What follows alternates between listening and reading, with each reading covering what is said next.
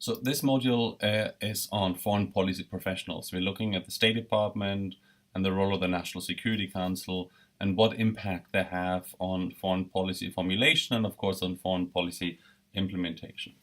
So overall, looking at the relationship between elected politicians, the president, and the cabinet members, and the foreign policy establishment, we can see that there's sometimes an uneasy relationship. Ben Rhodes, he was the Deputy National Security Advisor for President Obama. He called them the blob, foreign policy experts who advocate for particular vision of assertive US leadership. So that's all of the pundits, all of the experts and think tanks, previous national security staff, previous State Department diplomats, etc. Those who are in the open, those who advocate, have a particular vision and idea of what US foreign policy ought to be like. Candidate Trump, he himself always voiced disdain for a lot of people, including national security and foreign policy bureaucrats. He vowed to never take advice from those who have perfect resumes, but very little to brag about, accept responsibility for a long history of failed policies and continued losses at war. If you want to understand the uneasy relationship between Trump and federal employees, he's talking about the leaks, and certainly there are plenty of leaks, who are critical of his management and policies at large, not only foreign but also domestic. Then you have to understand a lot of that rhetoric during the campaign and also once he assumed office. So again, this is not unique to Trump. This is something every president has dealt with. Certainly, Trump is a lot more volatile and also a lot more inexperienced when it comes to foreign policy. Now, if you look at the entirety of foreign policy bureaucracy, it's really a large, growing foreign policy bureaucracy, both with formulation and implementation. So those who make foreign policy and then those actually do it.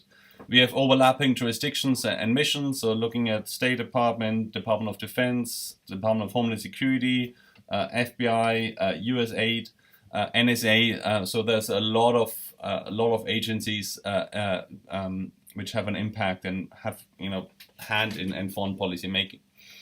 We also have vertical among local, state, and federal agencies. That's less pronounced, but is still there. And then the horizontal one I just mentioned, looking at DHS, National Security Council, CIA, State Department, DoD, USAID. So if you cut through an embassy building in any country, you will see plenty of people, obviously from the State Department, diplomatic security, CIA, DHS, NSA, they all will have been seconded and have diplomatic passports to that particular embassy. We looked at that there's largely congressional deference to president, that the executive branch and federal agencies have widespread authority and power in foreign policy. The president itself is limited in controlling and managing foreign policy bureaucracy. So again, new president comes in, there really is very limited time, resources, and desire to supervise these foreign policy bureaucrats. You have a lot of domestic games, domestic politics and policy is usually a priority. And then the international environment is a huge learning curve for presidents. Obama was a very neophyte in foreign policy. George W. Bush was. Few presidents prior to coming in would have had a lot of foreign policy experience. Trump had no domestic policy or foreign policy experience, so that's very steep learning curve for the current president, certainly. Organizational expertise, resource control. So we have specialization by and experience of foreign policy agents throughout cabinets and agencies, and then of course looking at foreign policy problems unstructured in advance. You don't know what will happen. There's no time frame, manifesto. There's no manual to look at. So you have certain managing of relations, but then you have a crisis. You have a hostage situation. You have use of violence or threat of violence by a certain country threatening your allies. So again, you have the combination of bureaucrats, those who have been doing it, and elected politicians making the decisions of what to do and how to move forward. Looking at functions and dysfunctions of agencies, so we have we discussed it before, standard operating procedures. You have these formal rules, procedures, individuals are reluctant, or quite often they're not. That would be legal to overrule. You have this administrative law. You can't overrule something that is a standard operating procedure, and that certainly reduces any sort of personal initiative. The system itself is seen as a source of efficiency, and that you have that conservative mindset, which is very risk averse in bureaucracy. And you could say, well, that's why there's a reason why bureaucracy has a bad rap. I was just doing my job. The sort of lack of humanity. If you're looking at after the Muslim travel ban came in effect immediately, you've seen bureaucrats looking at immigration officers actually engaged in inhumane acts, separating young children from their parents for several hours. So again, just because it was policy, just because it was a new rule, they actually engaged in inhumane practice. And this is not unique to that particular incident. This is not unique to immigration. This is not unique to the United States. Time and again, have entire literature on how ordinary people have committed inhumane, or in fact illegal, unethical, in fact have committed atrocities just because the reference was somebody high in authority told them to do so. Looking at, we have a fragmentation of bureaucratic missions and embassies, foreign affairs agencies. We have difficulties between competitive, self-interested bureaucrats. Looking at CIA and FBI before 9/11, the reluctance to actually share intelligence, which would have helped to create a more complex picture of what was happening. Now, again, what is diplomacy? Diplomacy, we've just, we are 2 weeks in this course. Diplomacy is interaction among sovereign states regarding policy areas of mutual concern or cooperation. So again, this is the definition of diplomacy.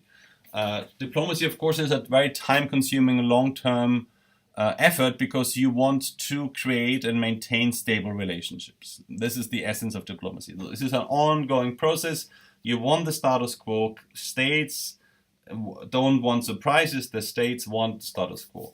Building allies and partners in transnational society, information gathering. So again, you have plenty of spies and embassies, but then also the State Department officials themselves gather information on the political environment of any given country they placed it and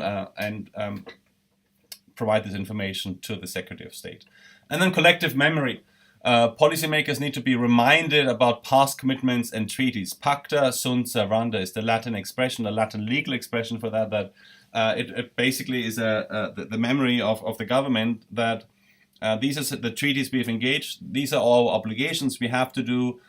These things we can do. These things we mustn't do because of treaties, because of agreements, either bilateral, multilateral. The U.S. Treasury also is important there. The U.S. Treasury, let's say we have certain sanctions posed against another country. The U.S. Treasury makes sure that U.S. businesses, as well as agencies, non-profits, universities, individuals, do not break those sanctions. So, if there's assets frozen by a certain individual, the U.S. Treasury makes sure that those assets remain frozen and nobody's trying to reroute that money. So again, different aspects of that. State Department and other agencies are the collective memory.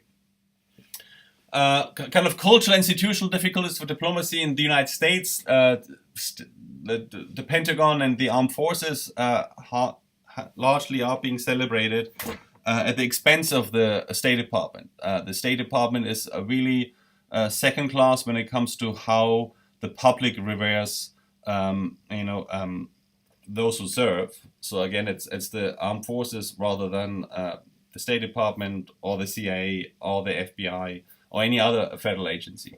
There is also a misconception of how much the U.S. government spends on it. So again, looking at, we have $47 billion dollar budget in 2012. Under the Trump administration, the budget for the State Department would be cut by 31%. These are the proposed cuts from $54 billion to $37.6 billion for the fiscal year of 2018. Now, again, a lot of those cuts would, include worldwide security protection budget. That's $562 million only. A lot of security upgrades which embassies need. would be cut about by 1.7 billion. That has received a lot of Republican opposition too. There's Senator Lindsey Graham of North Carolina said, well, we would have several Benghazis if this budget goes through.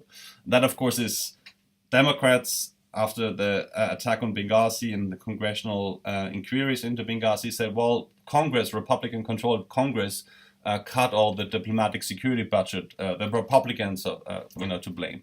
The reality really was a combination of mismanagement and bureaucratic failure which led to Benghazi. It's not Congress, it's not State Department, so it was a mix. But you can see how these domestic games here come into play and how that affects foreign policy, how that affects ability of diplomats and anyone else to do their job. So again, a very low budget compared to other agencies. Salary as well as personnel levels, you can't compare them to the security complex. So we have about 60,000 employees, 30 agencies, State Department, headed by the Secretary of State, of course, as fourth in succession to the President. What does the Secretary of State do? Advise the President on foreign affairs, representation, manage foreign travel, and handle long-term planning on transnational issues. Robert Jervis gives us 5 sources of where the Secretary of State draws power from. Well, one is, of course, backing from the President, has the consent and support of the President. Advice, support from her department's career officials, so again, ought to be respected by the folks in Forky Bottom. Admiration from alliances with other leaders in government.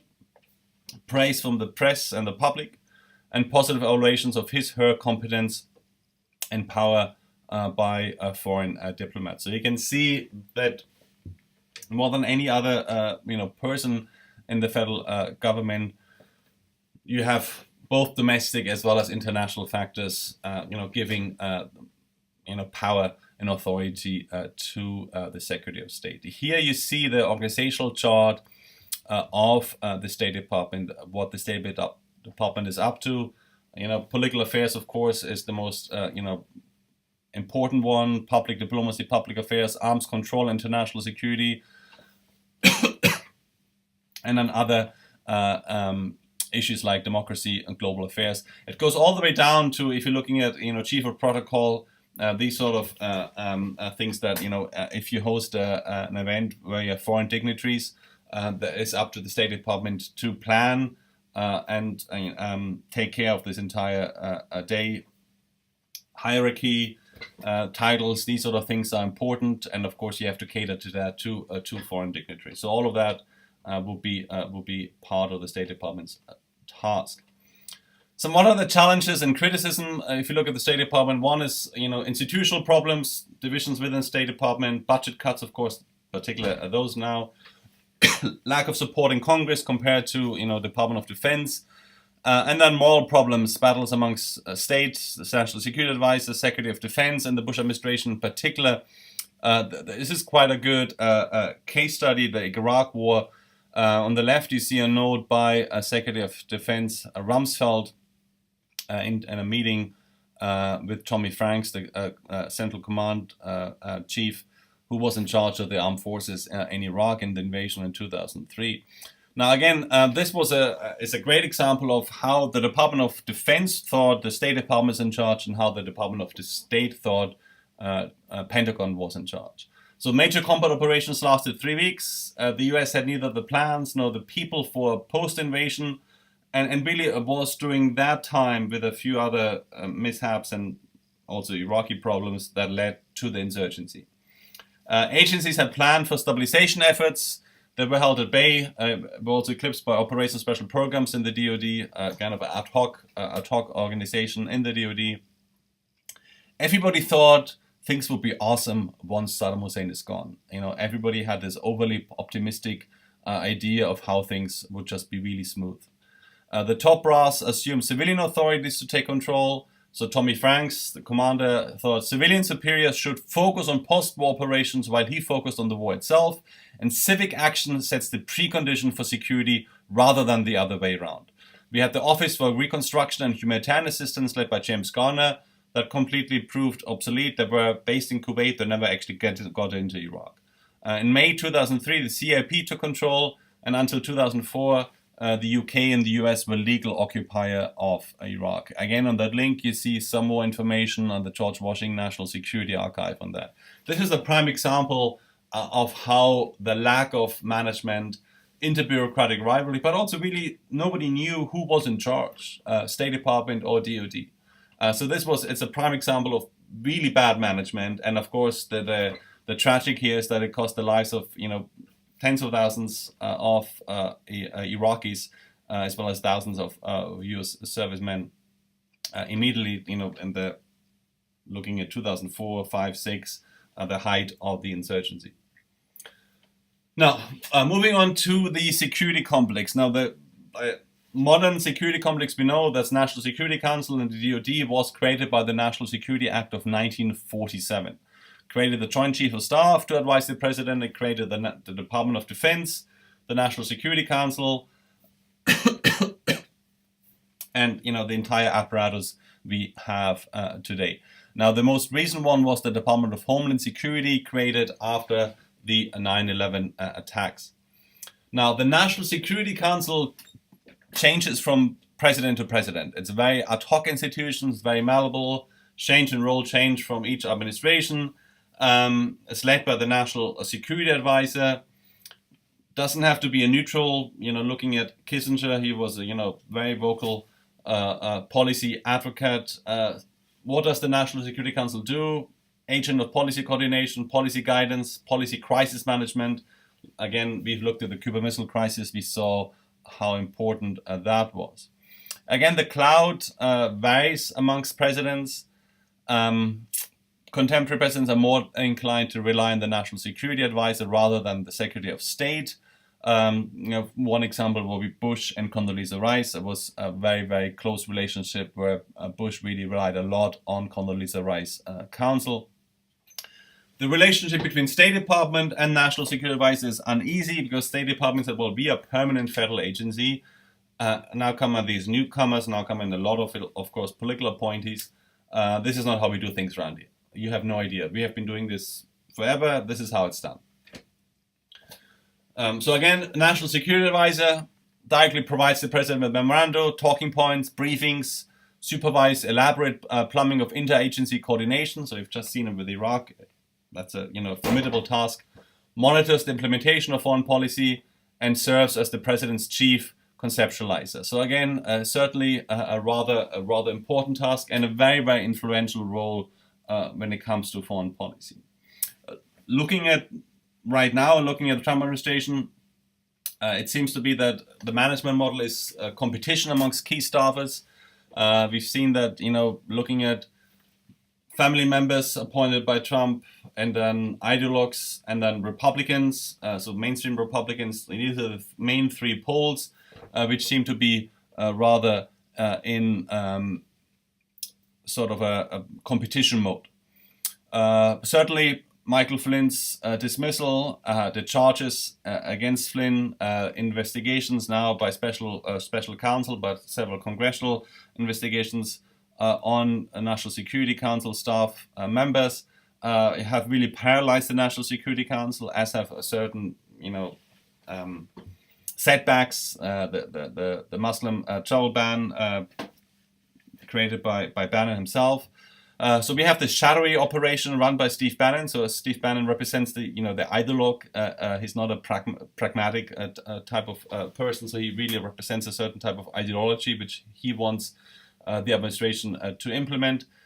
Family counselor Jared Kushner, not sure to what extent his own daughter is involved.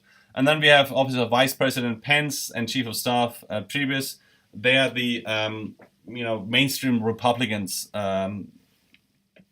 which also want to rein in those different, the family members and then the arch conservatives, ideologues in the administration. So as of early 2017, summer 2017, there was a lot of chaos, a lot of competition amongst key staffers in the National Security Council. Now, to conclude, politicians and professionals, can the dog be separated from its tail? Who has the most influential role? Well, it depends on the relationship with the president, their own prominence, bureaucratic skill.